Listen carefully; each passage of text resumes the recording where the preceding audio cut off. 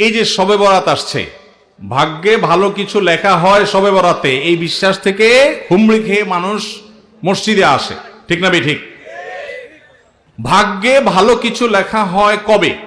একটা হলো মানুষের সৃষ্টিরও 50,000 বছরে আল্লাহ তাআলা ভাগ্য নির্ধারণ করেছেন। আরেকটা হলো প্রতি বছর যেই রাতে আল্লাহ কোরআন নাজিল করেছেন, আল্লাহ সূরা দুখানে বলেছেন সেই রাতে অর্থাৎ লাইলাতুল কদরে আল্লাহ তাআলা সব গুরুত্বপূর্ণ বিষয় ধার্য করেন। শবে বরাত যেটাকে আমরা বলি মধ্য শাবানের রাত, এই রাতে ভাগ্য নির্ধারণ হয় এই মর্মে বিশুদ্ধ হাদিস বর্ণিত নাই।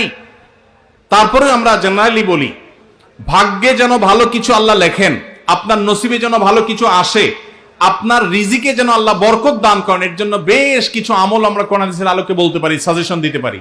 তবে তার আগে আমাদেরকে জানতে হবে যে ভাগ্য সুপ্রসন্ন হওয়া বা রিজিকে বরকত হওয়া বলতে কি বুঝায়। ভাই, রিজিকে বরকত হওয়া বলতে বুঝায় আপনি যা কামাই করবেন এর ভিতরে আল্লাহ তাআলা কল্যাণ দিবেন, যা কামাই করবেন এর ভিতরে বরকত হবে, প্রাচুর্য না, অনেক টাকা